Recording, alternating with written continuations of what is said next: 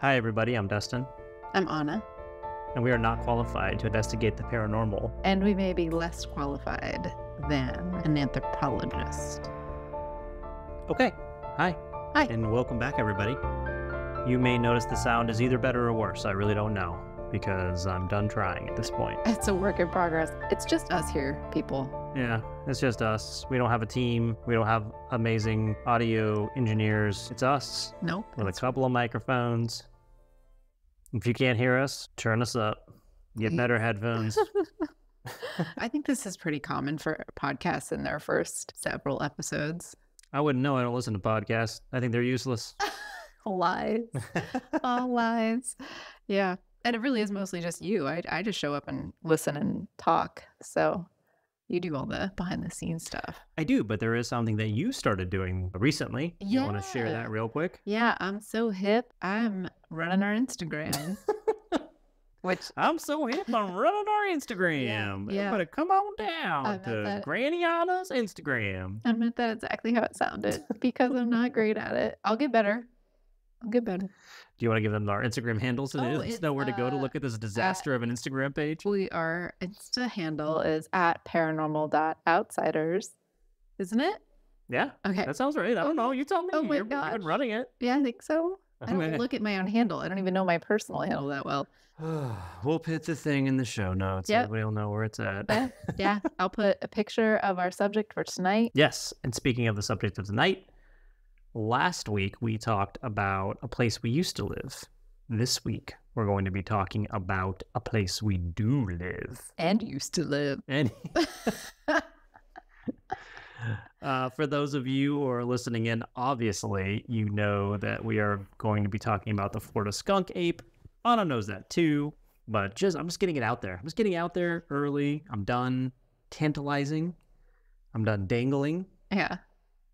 No more teasing of the subject. Get right to it, right? Not going to waste any more time. Yeah, we're talking about the Florida Skunk Ape today, and we're going to get into a definition of what that means for those of you who don't know, but most of you probably already know because it's really based upon another cryptid. We haven't talked about a cryptid since, I think, the Beast of Bray Road in Wisconsin when we went on site to investigate. Yeah. Was that before or after Shapeshifters? I don't remember. But, you know, the thing about the Beast of Bray Road is that we drove to Bray Road, which is only about 45 minutes from where we hang out when we are in the Midwest. Yeah. Here we're talking about the Florida Skunk Ape. The Florida Skunk Ape has been spotted throughout Florida and all the way up through Mississippi, Alabama, Georgia. Oh. It's not just the Florida Skunk Ape, it's the southern skunk ape, if you will. Yeah. Wow. I actually have a video of one from Mississippi that we'll see in a little bit. But my point here is that we don't have to go drive somewhere. We don't have to get gear together, get ready to go. The skunk ape could appear outside of our door. We could have, at any point in our lives, having grown up in Florida, seen it. Sure. I never heard about it until recently. Yeah. But yeah. I know. I did not grow up with legends of the Florida Skunk Ape. No, neither did I. And but my point here is that we are very close. We live basically on one of the borders of the Apalachicola National Forest, right? Some people call it Apalachicola. I have heard that. Apalachicola. Mm-hmm. Yeah. But that's just southern mispronunciation of... So, meaning that we could be talking about this cryptid and it can just appear outside of our door and it might ask to come in and have a beer. I don't know. So if our dog barks, that's probably what it is, right? Yeah. By the way, we are recording in a new room. Our dog is sitting here currently sleeping peacefully. However, if she does hear a leaf fall outside, she will start barking because that is just what she does. Yeah. That's what you get with paranormal outsiders. That's right. Weird. You get dogs barking for no reason. So I have a story to tell you. This is the most recent story I could find that had heavy coverage. That was something I would say would be more substantial than the current recent quote-unquote sightings, and I'll get into that in a second, but this is a story about the most recent sighting I could find that has some physical evidence, that has some video evidence, and that had multiple witnesses, and that was reported on. That's a heavy hitter. Okay, tell me a story. In the lush, verdant expanse of Mayaca River State Park, The air was thick with the mysteries of the Florida wilds. I grew up in Florida, and the air is constantly thick with the mysteries of the Florida wilds, but The air is thick with humidity. Yeah. Is what it's thick with. Yeah, but I love it. It was here amidst the dense foliage and the whispering winds that Mike Faulkner, a 45-year-old resident of Mayaca, Sarasota County, and his young son found themselves on an afternoon that would etch itself into local legend. I like saying etch itself a lot in these things. I didn't even notice that. Mike, known in his community for his love of the outdoors and his participation in sport truck pull competitions, that's right folks, we're in Florida, was driving through the park. His son, an eager and adventurous spirit, sat beside him, their eyes scanning the landscapes, a canvas of nature's untamed beauty. The sun hung low in the sky, casting long shadows and painting the surroundings in a golden hue, which, if you've ever been in Florida, sunsets are absolutely gorgeous. As they traversed the winding roads, something unusual caught Mike's eye. There, in a clearing, was a figure. Unlike anything he had ever seen, it was large, its presence commanding, and it seemed to be covered in thick fur.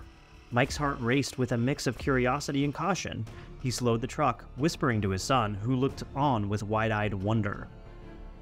It doesn't say what he whispered, but he was whispering, trust me. Yeah. They stepped out of the truck, their feet crunching on the underbrush. The figure, momentarily still, suddenly moved with surprising agility.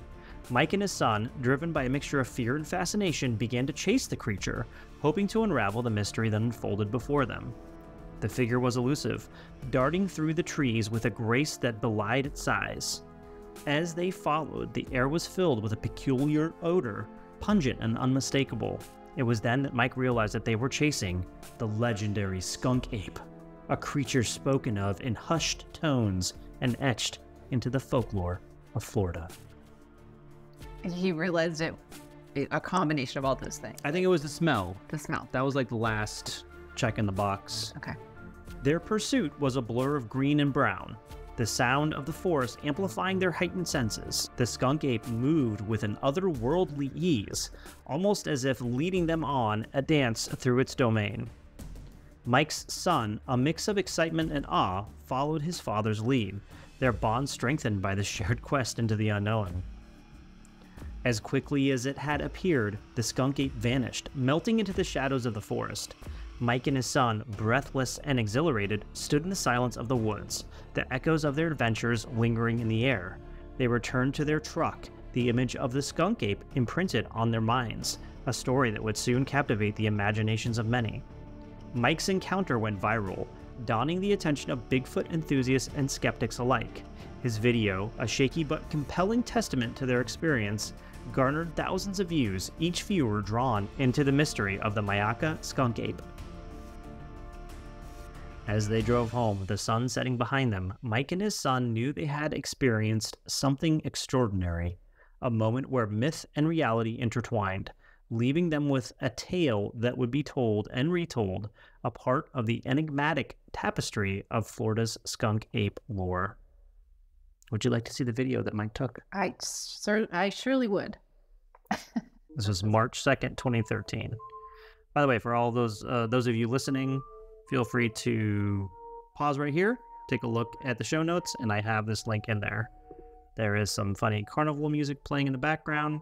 This is very clearly Florida, or it looks... It's definitely like a marshy land, consistent with much of Florida. It's daytime. They're talking about it being there, but you can't really see it that well yet. But he pans over. Oh, there's a whole line of cars, a whole bunch of other people, a whole bunch of other people curious about what this is. I don't see anything out in the grass yet. The bird just flew by. Two of them. Your story was modified a little bit with that. I don't remember you saying two. No, because I think when they get up there, they don't see two. Okay. Oh, okay. You can kind of see. You see something moving? Yeah, I saw some pop its head up right there. Okay, so it says they only had their phones or for videos, so they decided to get closer. So they're kind of walking up from the side of the road now. They're out in the marsh. It's him and his son. Area. Right? And something black in the distance, or dark. I can't tell if it's moving because the camera's moving. Oh, that looked like a bird fluttering. No, okay, that looked like another two birds fluttering around each other. So the marsh grasses can get really high, like hip height. So now we're looking at still from images from our iPhones. Now we're getting into zoomed in versions of it, and it's like Bigfoot quality grainy. Yeah. Yeah, just a black animal. I don't know, black figure in the distance. If you go back, can you go back? Yeah. To the farthest away, like still image that they showed, the circles. That's a good place to pause, because that you can maybe estimate how tall it is. Yeah, because the grass is pretty tall, and he's at least, I mean, that's pretty tall above the grass. The thing is, the grass height can vary a lot. It's not like the plains, the Midwest, or like a cultivated field where there's standard grass height or growth height. These marshlands can have patches where there's no grass, right? Where you get a clearer shot right next to patches where there is a lot of grass. Yeah, what a lot of people don't realize about Florida is that it is one of the biggest beef producing states. So usually these big marshlands and fields have cows in them, or have some kind of, livestock. Yeah. It's kind of useless to just have marshland. So people try to capitalize on whatever they have by putting cows in there. So especially in Sarasota, there's a lot of ranches, cattle yards, all that kind of stuff. Yeah. Especially in the outskirts like this looks like it is. Mm-hmm.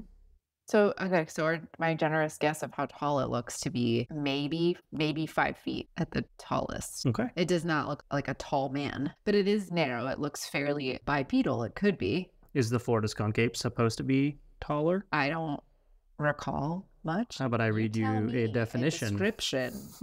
I don't even know if I would go so far to call it a definition. I mean, okay, no, but description. There is a description. Okay. Okay, here we go. The skunk ape, often referred to in the folklore of the southeastern United States, particularly in Florida, is a cryptid similar to the more famous Bigfoot or Sasquatch.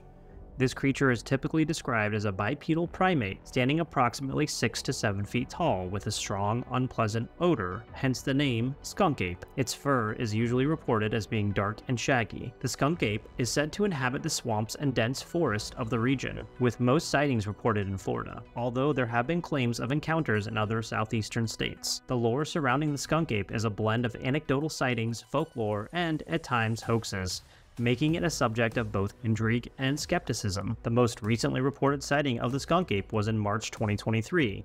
This report mentioned residents hearing possible Bigfoot sounds at night, approximately 25 miles north of Pensacola.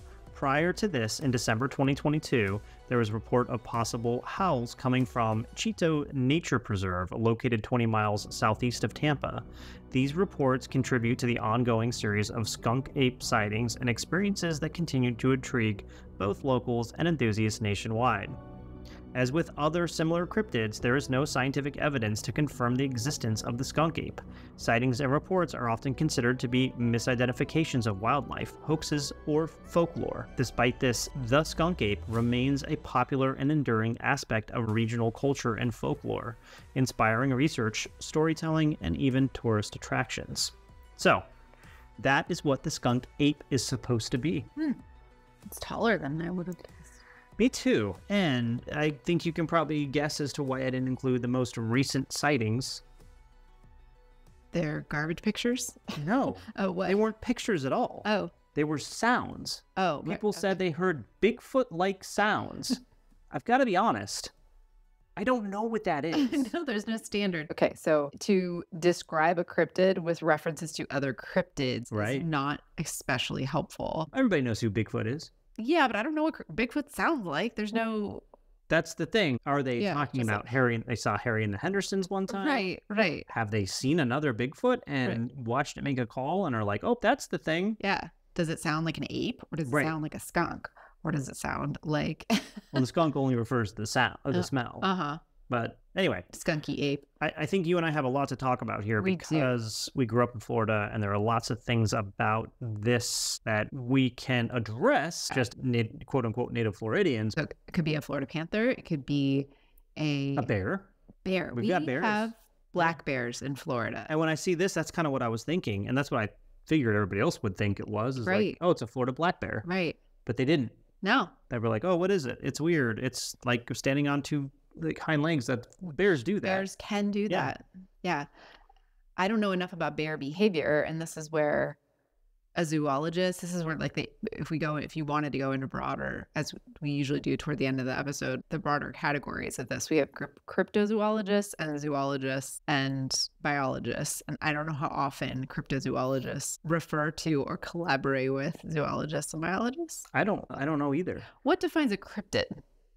A cryptid, I think, is a creature that currently is only known in folklore and doesn't have a scientific definition, meaning it doesn't have the kingdom phylum. It hasn't been officially discovered or acknowledged by the scientific. Maybe no DNA has been collected of it. Yeah, I don't know how so then there's a whole like zoologists and biologists who discover new species. Right. And you said that definition of cryptid, it's described in folklore, so it's very unique to anthropological studies. And I think an important thing to say is that a biologist or zoologist who's out there trying to discover a new species, like if they discover a new type of caterpillar, it's not like, oh, they found a cryptid and now it's no longer a cryptid. No, because that caterpillar probably wasn't like the screaming banshee caterpillar of Mount Zudu. You know what I mean? It wasn't something that was talked about. So therefore it's not a cryptid. It's just a new species that they found. Yeah. Whereas this, and we'll get into this too, because there's actually academic stuff going on here. There's one researcher who has kind of dedicated a lot of his career to looking for primates that are kind of the missing link idea, where they're not quite human, but they're not really monkeys. So what are they? You know, like, so they're intelligent, but anyway. Ooh, I want to hear about that. Yeah, we are going to talk about that next.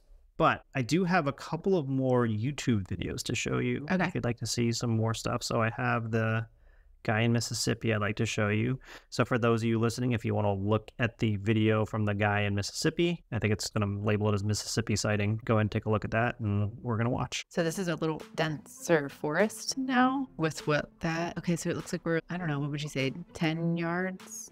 It's pretty close. It's really close. Some trees obscuring it. It does look like it's got a very long arm reaching. It looks like a chimpanzee. Yeah. So he was saying he got so scared that he accidentally stopped recording and then realized it and started recording again. So it looks like it's got, tree. Yeah.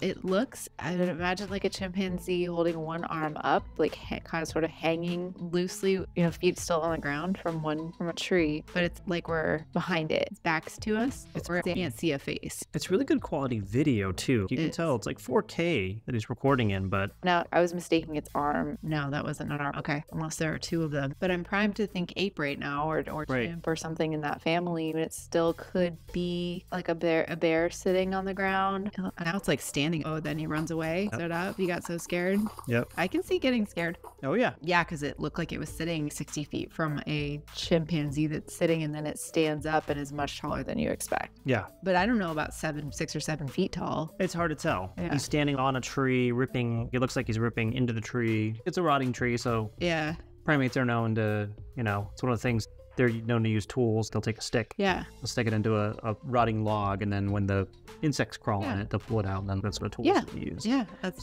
Totally a thing that. We still couldn't see what it was doing with its front arms or hands or paws, but it did look like it was working on something. Yeah. I do have one more video to show you. I have a question for you. How tall would you estimate the creature was in that video once it stood up? Probably 5 to 6 feet, probably not 6 to 7 feet. But when people are scared, I mean, it's not unbelievable for them to overestimate by a foot. Right. Plus, primates have longer limbs. And so that makes them kind of appear longer in our brains. One of the most prolific pieces of evidence that kind of floats around in this case is actually, let me see if I can find it. I didn't include it in here because it's been debunked already, but I guess I should put it in here. Let me see. This one. Yeah. So this was taken. This one was taken by a woman. She kept hearing something outside her front door, and they took a picture of it. I'll put the link to this in the show notes, but this has already been debunked. It ended up being an escaped orangutan. It looks like an orangutan. Yeah. If you imagine a black orangutan with a gray beard, and I don't know, maybe there are some species of orangutan that turn these colors as they get older, or maybe the color of the photo. Oh, they're primates. I'm sure their hair turns gray. Oh, yeah. Yeah, that just... Yeah. I mean, but dark, if they live like long the enough. orange to dark, or they're not all orange. I think there are multiple species. But anyway, this image is just a few feet away. Right. And she took it, and its eyes, obviously, they have those things that reflect a light in the back of their eyes, so it looks like red eyes, glowing eyes, But if you look at it, it's just the picture. You can tell it's an orangutan, I think. But anyway, experts have actually looked at this and said, no, that's an orangutan. Yeah. And this was a picture that was also taken in Sarasota County, not by the Sarasota County Sheriff's Office, but it was provided by the Sarasota County Sheriff's Office. Okay, so the first video and then this photo, both in Sarasota area. And then what about the second one? Mississippi. Oh, he said that. Okay. Yeah, he was a hunter. So you saw like he had camo on and everything. And that's another thing, we talked a little bit about that today. Someone who's hunting, they're in a specific mindset to be wary of their surroundings, to be listening for like all kinds of little sounds and everything, and also to perceive threats, right? Yeah. Especially in Florida, and I'm sure in Mississippi, we have all kinds of invasive species, but we have some non-invasive species that are dangerous, right? So we have water moccasins, we have all kinds of spiders that are really poisonous. If you get stung or bit while one of those when you're out in the middle of nowhere, you're in trouble. Yeah. But we also have invasive species like hogs. Yes.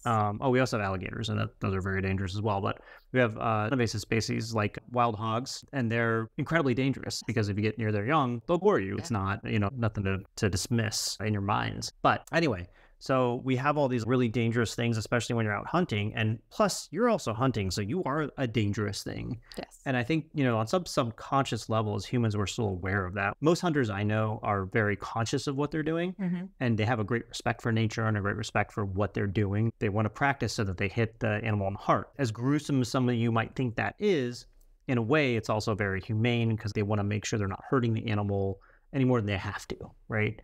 Which some of you would say, well, they don't have to hurt the animal at all because they don't have to go hunting, but it's something that is, peaceful to them or meditative to them or whatever, right?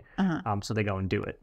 Anyway, so they're already quality of hunting. Yes, they're already kind of and there's like a primal thing about it, right? Anyway, so there's a lot of stuff going on in a hunter's mind, and when they see something like that, I'm sure this guy was scared, right? Yeah, and I don't blame him because I think if I would have seen, even if it is an orangutan or it is a bigger primate that escaped or is there. It's completely unexpected. It doesn't belong. It's unexpected. It doesn't belong. And they're dangerous in the wild. They're dangerous in general. They probably would have run from him, and he had a gun, and, he probably could have defended himself, but they're huge. Yeah. Even though they only weigh like 110 pounds, it's still mostly muscle, right? Right. And I think that's what's unique too, is being that close when typically, whether you're at a zoo or an exhibit or even watching on television, you don't get a sense of the scale of their size. Most people have not been that close to a primate. Yeah. No. And they can be super scary. Just in general, if you're up that close. Now, Onna, you and I have been to a place. Yeah. We witnessed this firsthand. Yeah. Which is Silver Springs. Yeah. Yeah. So I think Silver Springs was the filming place of Tarzan. In the 1930s. In the 1930s. Yeah. And so the production crew brought in a bunch of macaque monkeys. Macaque? I think so. They brought in a bunch of monkeys.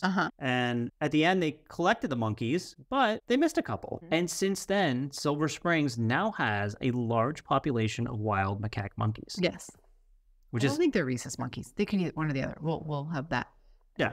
Anyway, there's monkeys in Silver Springs, Florida, who are invasive, but they're not necessarily destructive or anything. It doesn't seem like they've disturbed the wildlife habitat at all. We don't know, but... Well, I'm sure that there are biologists and zoologists who come to study that colony, because Floridians are constantly, as you said, having to address invasive species, released species. We could go even into the whole industry of wild exotic animals. Yeah. But I think what you're bringing up is the point that this is almost 100 years ago that these animals were brought in for that movie. And here they are still living and thriving and breeding. Right. And again, whether someone comes in and controls it or not, but there are countless other exotic, invasive, and released animals throughout Florida that have not been tracked and that could also breed. Right. We don't know about. Right. Exactly. And I think in the Joe Exotic thing on Netflix, they talked about how the trade runs through Florida, right? Of the exotic animals, lions. Tiger King? The Tiger King thing.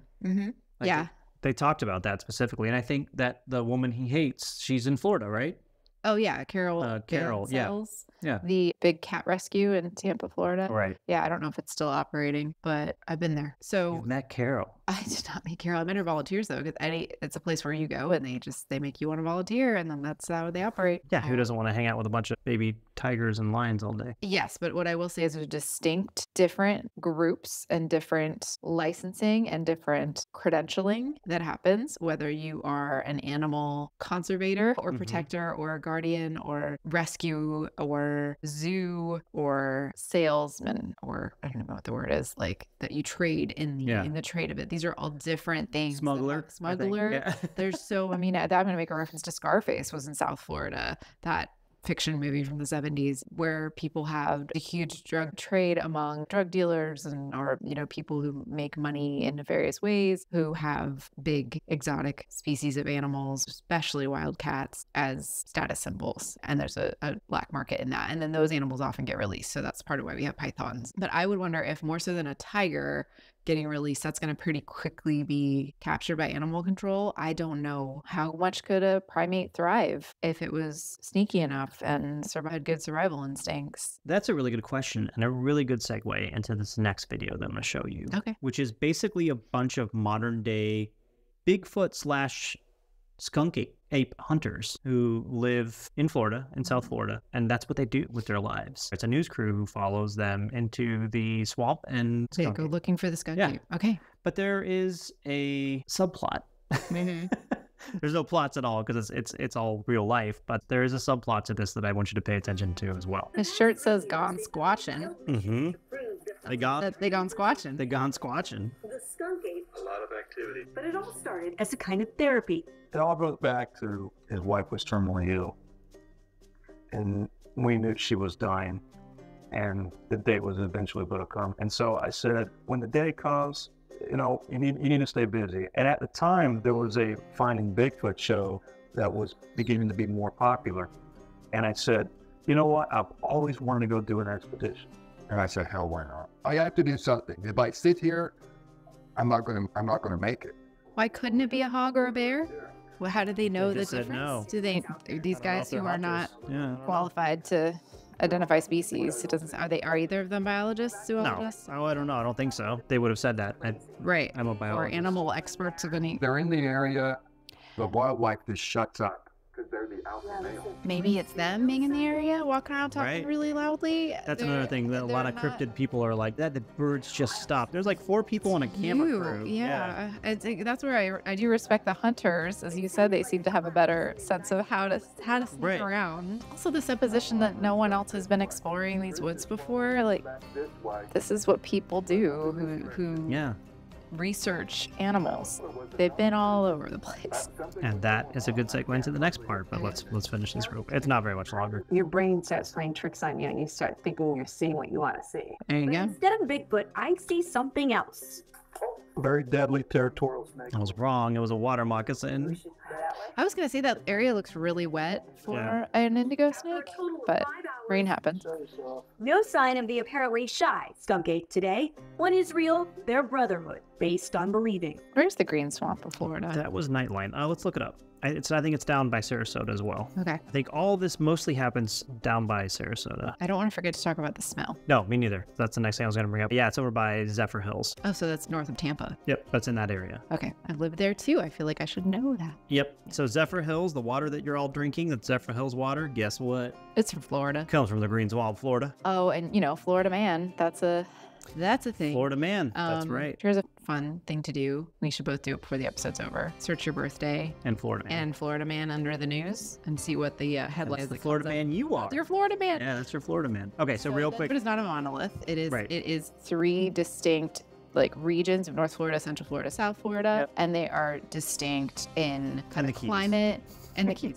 The keys is like we're on a separate place. They're distinct in climate. They're distinct in geography. They're distinct in culture. They're distinct in population. Definitely distinct in what their major cities are and things to do and nature. So it's a diverse place in many, many ways. And politically too, you might get an impression that it's not so much anymore, but it is. Yeah. I love my home state. There you go. Wild. We love our home It's a state. colorful, lawless swamp. That being said, did you catch the subtext of what was really going on in that video between those 2 guys?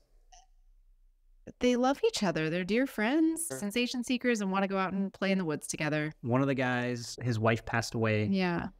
and the other guy was like, we need to get you out of the house. Let's go look for the Florida Swamp Ape. Yeah. And that's what they did. That's why they're so dedicated to it. They're And they're not- dedicated to each other. And, you saw the guy at the end who was like, the main thing is that he's got my back and I've got his back. And, we're not going to let each other go. That kind of thing. Yeah. If we get bitten by a moccasin because we can't tell the difference.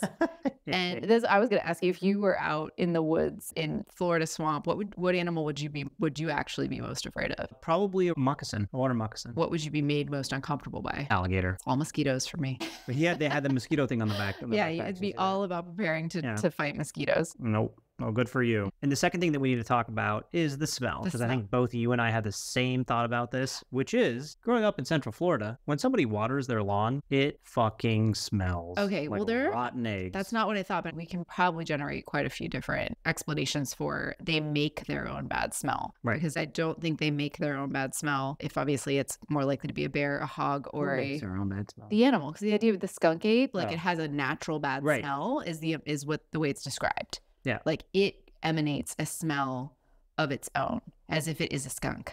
Right. Like So, creature. real quick, to my point, Yeah. Florida, for those of you who don't know, we're basically either at sea level or below sea level.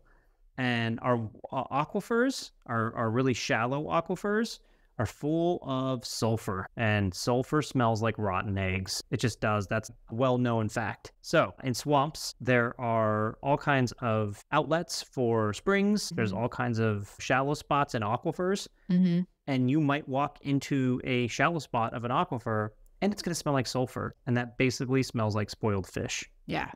So yeah, you could just come across a smell. And of course, then once you have that bad smell in your head, what happened to the reporter in this short documentary is going to happen. You're going to like start thinking, oh my God, what's that smell? Must be something bad around here. yes. Must be something going on. And she said that. She's like, man, even I'm jumpy. Now I want to see Bigfoot. I want to find the skunk ape. Because it was primed. Yeah. And I think if you're remembering something, all of the sensory cues that you had at the time can become tied to other parts of the memory. So it's like, this thing happened to me, and okay, what were all the senses that you noticed at the time? And be like, whatever smell came up, it might not be caused by the thing that it causes your memory. Right. It might not even be the thing itself, but you remember it. A bear walks into the room and it's wearing a red ribbon around its neck. The color red might like trigger that memory, or it smells like honey, right? Or there's the smell of baking cookies. Yeah. That smell might be associated with the bear. And this is what people like. This is part of why our memory is so fallible and malleable, because it's about associations, not causation. Our memory is much more associative than we realize. So the cause piece. I was thinking it might be that, remember we had a dog that came upon a skunk. Oh, yeah. So an animal that interacts with a skunk is going to, it's terrible. It smelled like an electrical fire that someone threw human hair on. Yeah. It smelled so bad. It didn't smell like when you smell a skunk on the side of the road. Oh man, that's a skunk. No. Or a pot. You know, like skunks smell like pot, like someone smoking pot. Yeah. Right? That's the smell we get. A little bit worse. Up close, real up close, guess what? That's not the smell. No. It's like burning tires and fire so and hair. bad. It's so bad.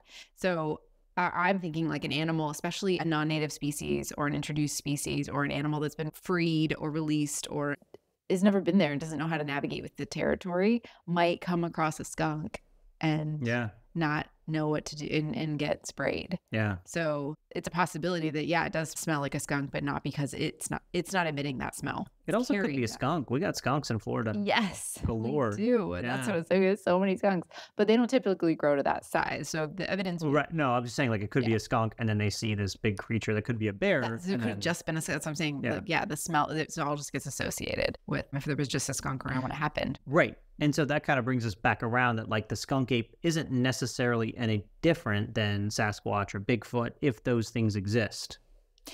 Because like the distinctive thing about it is that it stinks.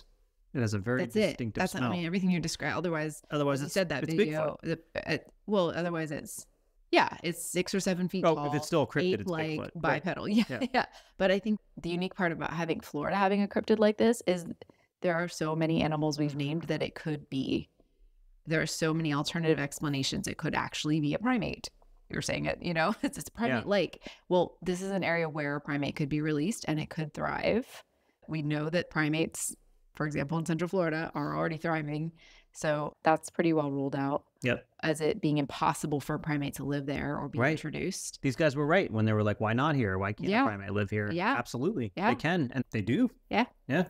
And as compared to Sasquatch or Bigfoot, with Bigfoot, it's like we have the classic video and picture and the footprint piece, but we don't have a lot about it smells like this. Right. Or it sounds like this.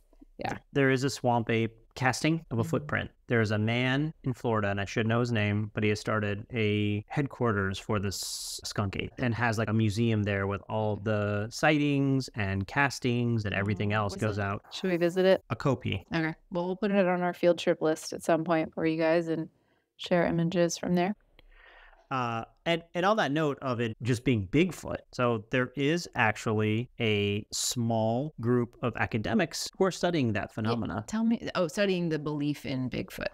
No. Like studying the possibility of Bigfoot. Yeah. And I found an article on it, and I'm just going to give you a brief synopsis of the article because it does better than anything I could do. Here we go. The article, The Scientific Search for Sasquatch with Dr. Jeff Meldrum on Outdoor Hub delves into the work of Dr. Jeff Meldrum, a professor of anatomy and anthropology at Idaho State University and an expert in anatomical sciences.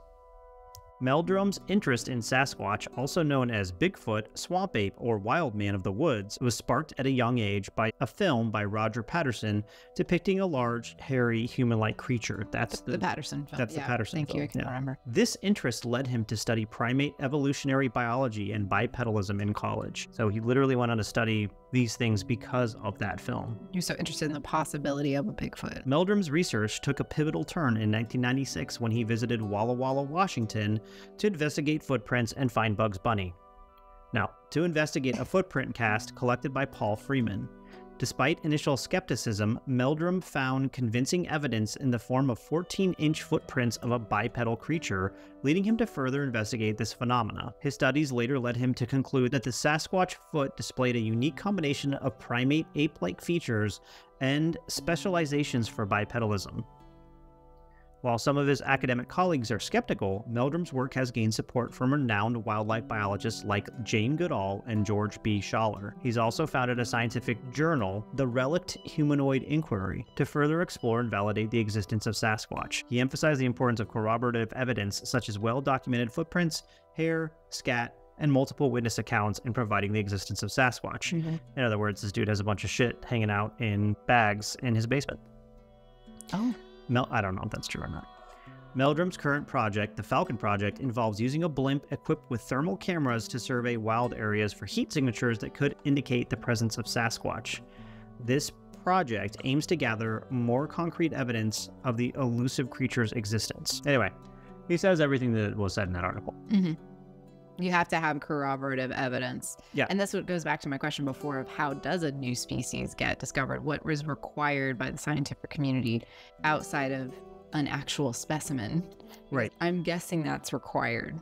Yeah. It's an actual specimen. So in that, I don't know why I hadn't mentioned it in here because I really wanted to mention it. Some researchers believe that only 3% past taxonomic diversity of hominids have been discovered. In the historical lineage, right, in the evolutionary charts, I'm just going to post a link to this because I love this website. The Smithsonian has the most amazing evolutionary timeline with all the species mapped out and when they emerged and when they died off, and including Homo sapiens. It's really cool to look at and get a sense of deep time and evolution and all the different species, because I think the layperson like myself in this domain thought it was much more linear, thought that there was like, the missing link in the chains in the link, when there were all these other hominids that emerged and then disappeared and then emerged and then disappeared. And I think having an understanding of that makes people probably really excited about the possibility of Sasquatch. Like, it's so cool that we coexisted with all these other humanoids, hominids, all the, and that we just carried on. And so it's not impossible there, because there was a time in human history when there were other species like us that didn't make it. And then all that remained were us and the primates that we have now. Yeah. So it's cool, as we've talked about with so many things in the paranormal universe, as the idea is very cool. And I'm more interested in the actual reputable scientific community and how they do their jobs. Right. Because again, I think this discredits the people who spend their entire professional lives understanding how we discover species. Well, that's what this guy's doing. Yeah. He is spending his life doing that. He's focusing specifically on primates that might be somewhere between us and whatever we are. What are we the closest to, chimpanzees? I think so. Yeah. Us, and discovering if there is a missing link that's still alive today. Yeah. That doesn't sound as far-fetched as there's a Sasquatch or there's a skunk ape out there, but it's the exact same thing. Well, it would have to be because it's here today. Now, I mean, the question would be, how related is it? Is it more related to us than a chimpanzee or less? And that would be evidence of a missing link. Yeah. Right. But this is where I get really confused about the areas of the earth where we survive as humans, right? We can't really very naturally survive in Antarctica, for example. Right. Like, we know what... There's a bar down there. There's, for now there is, But if you look up any animal online, you're going to see, where does it live? Like, what kind of climate does it need? What kind of environment? What does it eat? How does it thrive? And when a species is thriving, it mates, right? Mm-hmm. And it grows. And when people discover new species, they're often in places that aren't environments that humans share, right? Yep.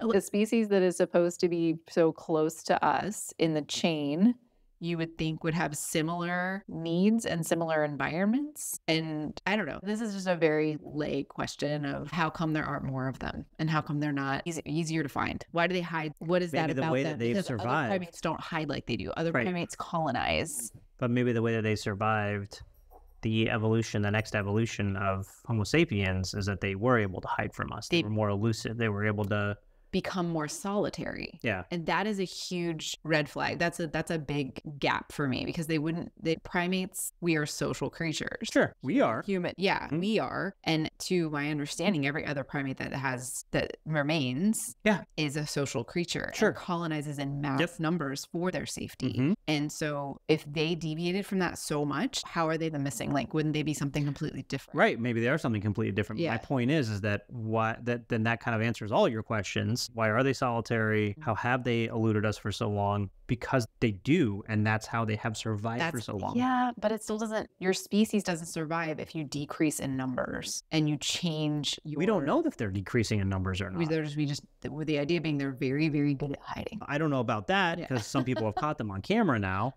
but maybe the point that we are catching them on camera more and more has to do with the fact that there's more and more of them.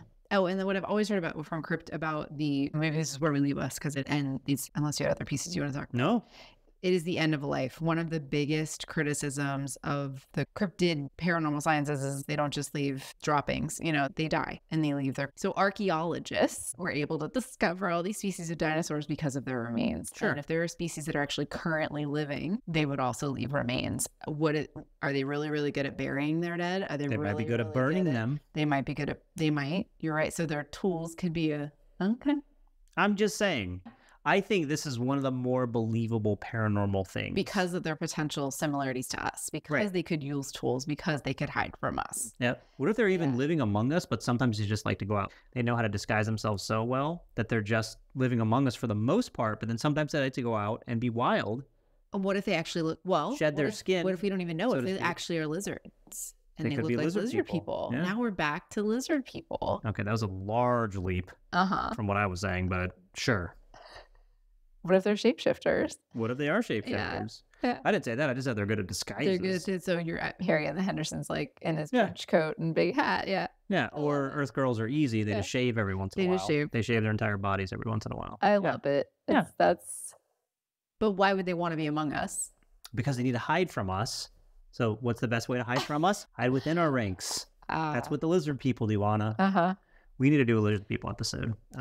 We sure do. Because I am sounding crazy right now, but I don't know. I don't think that there are lizard people. We'll get into that when we do the lizard people thing. But this is something that I feel like, based, not just me, but other academics feel like this is a possibility.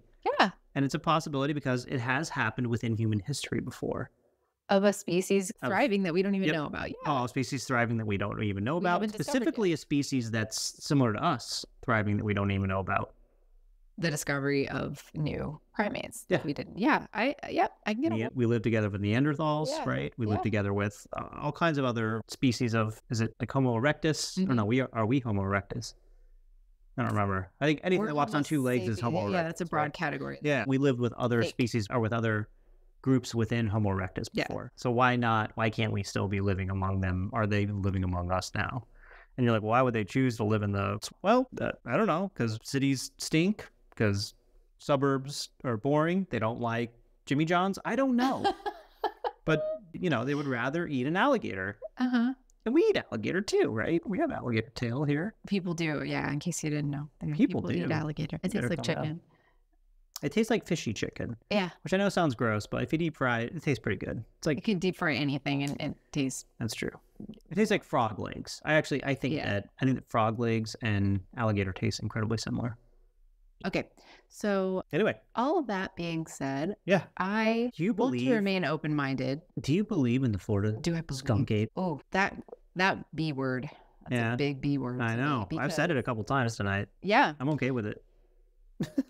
We don't have to say whether we believe in things or not. That's not what this is about. This is just about presenting possible, evidence on both sides where we say, hey, these people have seen this. This is what it could be. It also could be that that thing exists, right? Yeah. But what's more likely? It's a question of empirical evidence. Sure. And I think we've kind of answered already what's more likely, that there is a similar species hiding and multiplying and thriving under our very noses within swamps and forests? Or did some rich asshole buy an orangutan because he thought it would be cool to have, and then it killed his dog? And then he drove out into the Florida Everglades and let it go. That sounds quite believable. I will leave it at that. Being a Floridian myself. Yeah, I'll go back to, based on all the evidence you presented to me tonight, there appears to be an insufficient quantity of paranormal explanations that could not better otherwise be explained by the mundane. And the mundane in Florida, as I think we're pointing out, is still pretty unusual. Oh, yeah. It's like, I think I read some things, especially if you do the Florida man thing, you think it's fake. Yeah. It's not. Let's end that way. Look up my Florida man. Okay. Wait, do you have to do like the year too, or just the day? You do. You know my birthday. I do. Please read the first headline. Here is Anna's Florida man. Meth smoking Florida man attacks mattress in jealous rage. Okay.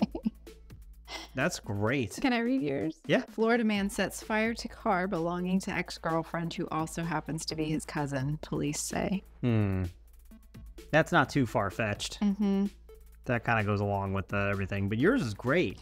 Florida, there's just so many. There are multiple on your birthday. Florida man accused of exposing himself claims he needed to air out, deputies say. It's hot in Florida. It's really hot. And swampy. I get it. Just don't do it in front of a bunch of people. Go inside. Yeah. Where there's air conditioning. I'll read one more because I think it ties to our case. 61-year-old Florida man arrested after posing as a veterinarian and operating an animal practice. Oh. Yeah. Well, this is what we're talking about, people.